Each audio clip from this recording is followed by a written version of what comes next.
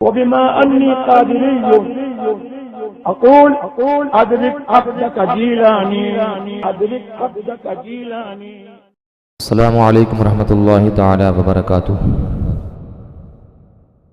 نحمده ونصلی علی نبیہ وحبیبہ محمد صلی اللہ علیہ وسلم.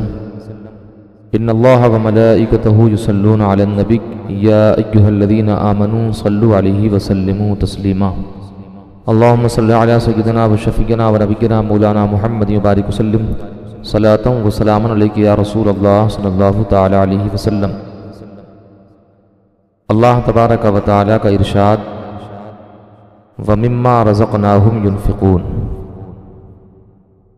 متقی وہ ہیں کہ ہم نے جو انہیں دیا ہے اس میں سے ہماری راہ میں خرچ کرتے ہیں.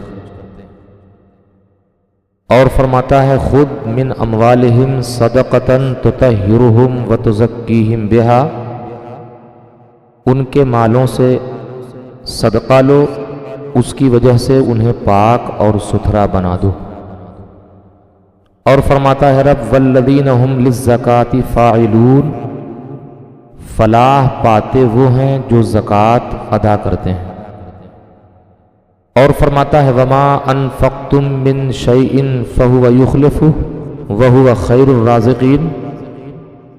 جو کچھ تم خرچ کرو گے اللہ تعالیٰ اس کی جگہ اور دے گا، اور وہ بہتر روزی دینے والا ہے.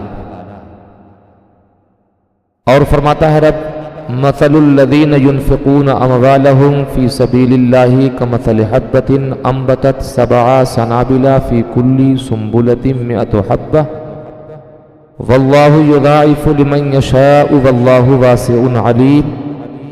الذین ينفقون اموالهم فی سبیل اللہ ثم لا یتبعون ما انفقوا منا ولا اذى لهم اجرهم عند ربهم ولا خوف علیہم ولا هم يحزنون. قول معروف ومغفرۃ خیر من صدقۃ یتبعها اذى واللہ غنی حلیم. جو لوگ اللہ کی راہ میں خرچ کرتے ہیں ان کی کہاوت اس دانے کی ہے جس سے 7 بالیں نکلیں، ہر بال میں 100 دانے، اور اللہ جسے چاہتا ہے زیادہ دیتا ہے، اور اللہ وسعت والا بڑا علم والا ہے. جو لوگ اللہ کی راہ میں اپنے مال خرچ کرتے پھر خرچ کرنے کے بعد نہ احسان جتاتے نہ اذیت دیتے ہیں، ان کے لیے ان کا ثواب ان کے رب کے حضور ہے. نہ ان پر کچھ خوف ہے اور نہ وہ غمگین ہوں گے. اچھی بات اور مغفرت اس صدقے سے بہتر ہے جس کے بعد اذیت دینا ہو. اللہ بے پرواہ حلم والا ہے. اور فرماتا ہے رب لن تنالوا البر حتى تنفقوا مما تحبون وما انفقتم من شيء فإن الله به علیم. ہرگز نیکی حاصل نہ کرو گے جب تک اس میں سے نہ خرچ کرو جسے محبوب رکھتے ہو، اور جو کچھ خرچ کرو گے اللہ تعالی اسے جانتا ہے. یہ متعدد آیات ہیں جن میں زکوٰۃ کے متعلق رب تبارک و تعالی نے ذکر فرمایا. دینے میں بڑی برکتیں ہیں اور نہ دینے میں وعیدیں بھی ہیں. یہاں بتایا کہ متقی ہیں وہ لوگ جو دیتے ہیں، اور جو مال کے ساتھ بخل کرتے ہیں وہ یہ سمجھتے ہیں کہ ہم اپنا مال بچاتے ہیں. ہرگز نہیں، یہ ان کے لیے اچھا نہیں ہے بلکہ یہ بہت برا ہے ان کے لیے. رب تبارک و تعالی فرماتا ہے وَلَا يَحْسَبَنَّ الَّذِينَ يَبْخَلُونَ بِمَا آتَاهُمُ اللَّهُ مِنْ فَضْلِهِ هُوَ خَيْرًا لَهُمْ بَلْ هُوَ شَرٌّ لَهُمْ سَيُطَوَّقُونَ مَا بَخِلُوا بِهِ يَوْمَ الْقِيَامَةِ. جو لوگ بخل کرتے ہیں اس کے ساتھ جو اللہ نے اپنے فضل سے انہیں دیا، وہ یہ گمان نہ کریں کہ یہ ان کے لیے بہتر ہے، بلکہ یہ ان کے لیے برا ہے. اس چیز کا قیامت کے دن ان کے گلے میں طوق ڈالا جائے گا جس کے ساتھ انہوں نے بخل کیا۔ رب فرماتا ہے والذین یکنزون الذہب والفضة ولا ينفقونها فی سبیل اللہ فبشرهم بعذاب علیم یوم یحمى علیہا فی نار جہنم فتکوی بها جباہهم وجنوبهم وظہورهم ھذا ما کنزتم لانفسکم فذوقوا ما کنتم تکنزون۔ جو لوگ سونا اور چاندی جمع کرتے اور اسے اللہ کی راہ میں خرچ نہیں کرتے ہیں انہیں دردناک عذاب کی خوشخبری سنا دو، جس دن آتش جہنم میں وہ تپائے جائیں گے اور ان سے ان کی پیشانیاں اور کروٹیں اور پیٹھیں داغی جائیں گی، اور ان سے کہا جائے گا یہ وہ ہے جو تم نے اپنے نفس کے لیے جمع کیا تھا، اب چکھو جو جمع کرتے تھے۔ اسی طرح زکوٰۃ کے متعلق بکثرت احادیث طیبات بھی وارد ہیں۔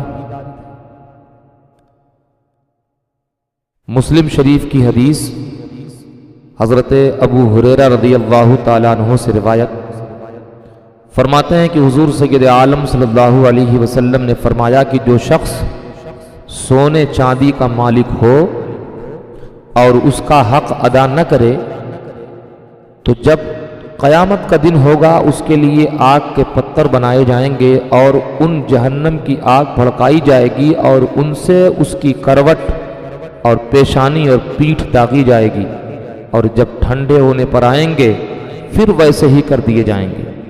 یہ معاملہ اس دن کا ہے جس کی مقدار 50,000 برس، یہاں تک کہ بندوں کے درمیان فیصلہ ہو جائے۔ اب وہ اپنی راہ دیکھے گا، خواہ جنت کی طرف یا جہنم کی طرف۔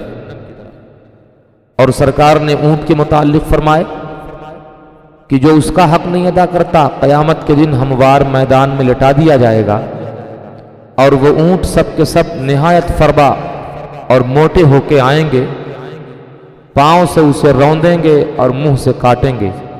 جب ان کی پچھلی جماعت گزر جائے گی پہلی لوٹے گی۔ اور اسی طرح گائے اور بکریوں کے تعلق سے بھی سرکار نے فرمایا کہ اس شخص کو ہموار میدان میں لٹا دیا جائے گا اور وہ سب کی سب آئیں گی، نہ ان میں مڑی ہوئی سینگ کی کوئی ہوگی، نہ بے سینگ کی ہوگی، نہ ٹوٹے ہوئے سینگ کی، اور وہ سینگوں سے ماریں گی اور کھروں سے روندیں گی۔ اسی کے مثل اور دوسری روایتیں بھی آئی ہیں۔ فاروق اعظم رضی اللہ تعالیٰ عنہ سے روایت کی حضور فرماتے ہیں کہ خشکی اور تری میں جو مال تلف ہوتا ہے وہ زکوٰۃ نہ دینے سے تلف ہوتا ہے، اور اگر مال کی زکوٰۃ ادا کی گئی تو اللہ اس میں بے شمار برکتیں عطا فرماتا ہے۔ اور یہ بھی کہ آدمی یہ نہ سوچے کہ صدقہ دینے سے یا زکوٰۃ دینے سے مال کم ہوتا ہے، بلکہ ترمذی شریف کی روایت حضرت ابو ہریرہ رضی اللہ تعالیٰ عنہ سے فرماتے ہیں کہ حضور سید عالم صلی اللہ علیہ وسلم نے فرمایا کہ صدقہ دینے سے مال کم نہیں ہوتا، اور بندہ کسی کا اگر قصور معاف کرے تو اللہ تعالیٰ اس کی عزت بڑھاتا ہے، اور جو اللہ کے لیے تواضع کرے اللہ اسے بلند فرمائے گا۔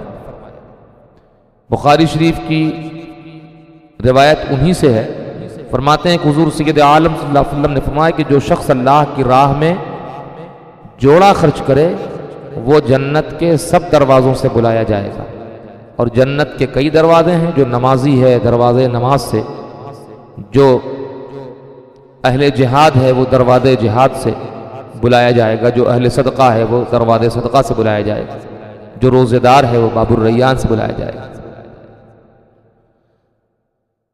بلکہ حضرت صدیق اکبر رضی اللہ تعالیٰ عنہ نے اس پر عرض کیا تھا کہ اس کی تو کچھ ضرورت نہیں کہ ہر دروازے سے بلایا جائے، مطلب یہ کہ مقصود تو دخول جنت ہے، ایک دروازے سے وہ حاصل ہو جائے،